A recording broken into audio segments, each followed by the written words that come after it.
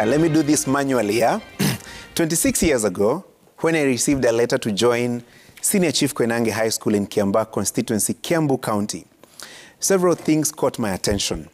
One, I was required to present a confirmation letter from my area chief, we called him Rambo, and another from my priest or pastor. These were character reference notes from people who had very little to do with my KCP performance or the high school that I would join. Yet their word was considered part of the requirements for my admission to Senior Chief Koinange High School. So clearly, my transition from Karori Primary School to Senior Chief Koinange High School required more than a KCPE result slip. Fast forward to 2022. The electoral body IEBC has confirmed that to qualify for election as a member of parliament, you must have a university degree. Those eyeing county assembly seats have been saved this requirement. So for now, you can say kwa county hakuna degree. As Willie Paul would say, binguni hakuna degree. I digress.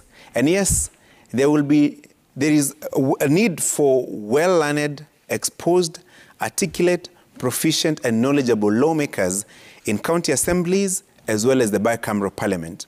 My argument is, though leadership is more than academic qualifications, one must have the necessary skills to represent, legislate, and oversight. But while there is expectation that IEBC will keenly and critically scrutinize the degree certificates presented by parliamentary aspirants before they clear them to vie, tonight I wonder, who is watching Chapter 6 of the Constitution? If there was a requirement for parliamentary aspirants to present character reference notes from their priests or chiefs, how many of them would qualify for election?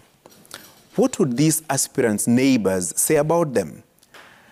Are we putting too much emphasis on the paper and forgetting the unwritten qualifications for leadership?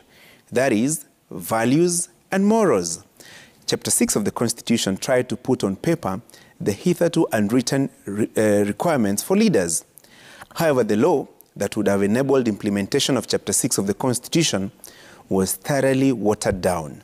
That explains why many people of dubious character ended up on the ballot paper, and we, the electorate, opted to focus on other things like tribe, ability to dazzle us on the podium, one's prowess in dishing money, packets of flour and sugar, and the sooty wave.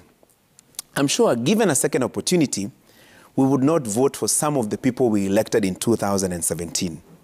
And by the way, some of those disgraced leaders that we elected in 2017 and have ended up looting our resources are university degree holders.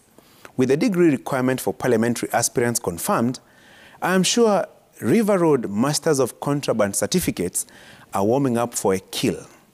It will be harvest time as aspirants troop there for papers.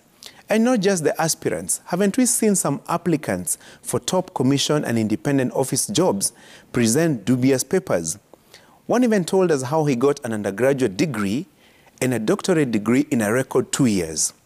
Another vice-chancellor of a well-known university was stripped of his job for presenting a PhD from a non-existent institution of higher learning. So yes, it is possible to have highly qualified thugs. Picture this. Some of the current and former MPs facing corruption charges are university graduates. All these governors who are accused of wanton looting of public resources are degree holders. Make no mistake, I'm not advocating for dropping of academic qualifications. Far from it. All I'm saying is, let us extend the vigilance.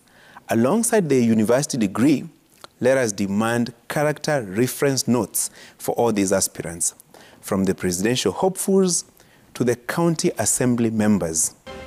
Ama namna gani? That's my punchline.